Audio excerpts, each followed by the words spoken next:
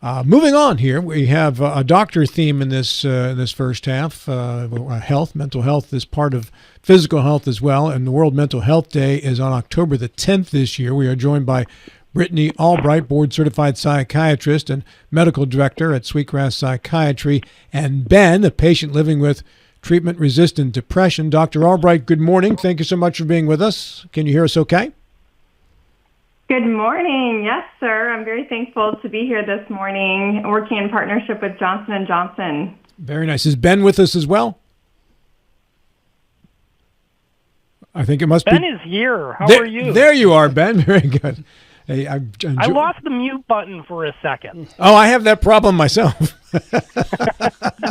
Yeah, if you ask our audience, they'll tell you the same thing.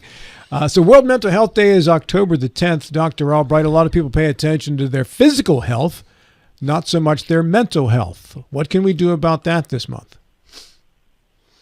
Physical and mental health are completely interconnected.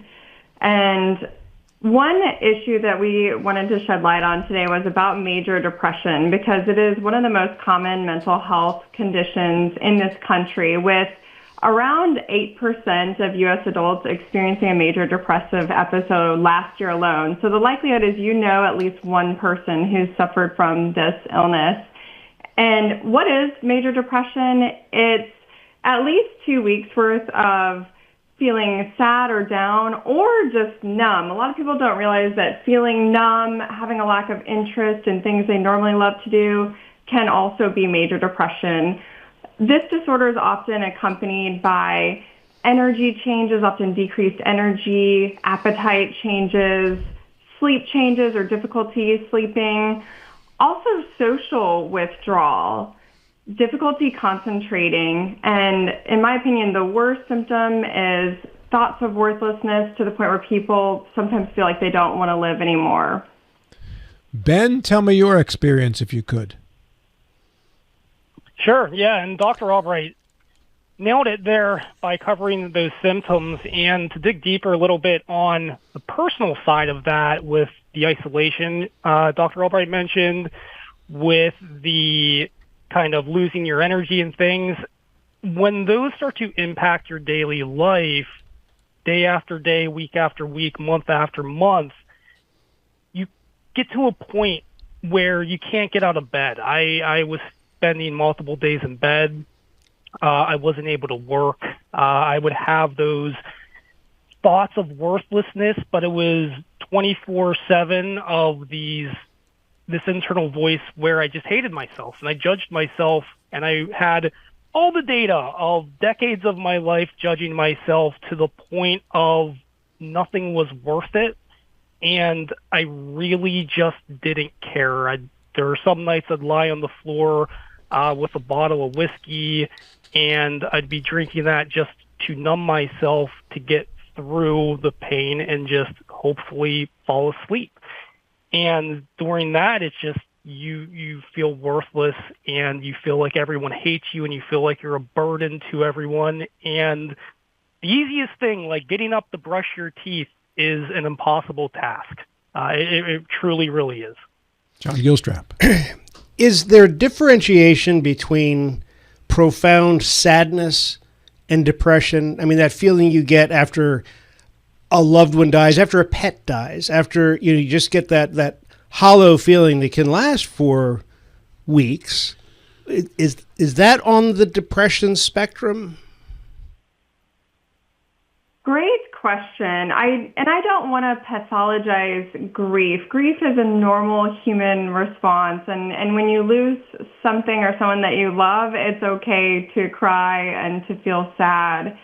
Clinical depression is different, and that there's not always a trigger. There can be stressors that lead to it, but often my patients will experience recurrent episodes in the absence of stressors. And just like Ben and I were talking about earlier, even when people are doing all the right things, they're exercising, they're eating healthy, they have a job, they have friends, they have community, they can still be stuck with these feelings that are persistent, often days on end. And part of the challenge with major depressive disorder is that our oral antidepressants are not always 100% effective. And when my patients have tried 2 or more oral antidepressants and have not responded, we call that treatment-resistant depression. And unfortunately, treatment-resistant depression impacts around a third of individuals with major depressive disorder. And my imperative on everyone is that you recognize depression symptoms early in yourself or your loved one, because the earlier we can get individuals connected to treatment, the better the chance we have of kicking this depression into remission. John Doyle. Ben, you said something earlier I wanted to pursue a little bit more deeply. You said when you were lying on the floor and drinking whiskey to ease the pain. Now, was this mental pain, emotional pain, physical pain, a combination? What was it? That's a great question, because I think what people who haven't experienced depression, who don't fully understand the symptoms and they align it more to just feeling sad, it's physical pain and mental pain. It's the physical sensation of trauma. It's a real thing. And a lot of the times is reacting to that physical feeling of the world is ending, and you mentally get pulled down deeper and deeper and deeper to that until you believe the world is ending and your life is falling apart, and every mistake you made in the past and every mistake you feel you're going to make in the future is wrong, and it's going to hurt you and everyone around you, and you begin to believe the world and all your loved ones are better off if you're gone. Mm-hmm. And that leads to the isolation and that kind of self-hate spiral. Okay. So, Dr. Albright, what is the answer here? What is the bright spot ahead for people who suffer from this that gives them hope? My heart always hurts hearing stories like Ben's, and it's all too common. And the message I want to convey this morning is to have hope, that there are new treatments that are out and that people don't have to live with these feelings. This is not normal. Kind of like we talked about, grief is normal. These persistent feelings are not. And when 2 or more treatments have not worked, there is a new option. Actually, it came out in 2019. It's called Spravato. The generic name is S-ketamine, and it's FDA approved to be used with an oral antidepressant, or you can use it alone, meaning that you don't have to take an oral antidepressant with it, which is very, very exciting. This is quite a unique treatment because my patients self-administered this medication through a nasal device in my office, and I get to spend 2 hours with my patients, talking to them, hearing about how they're doing, and we make sure that they're in a really comfortable, relaxed setting.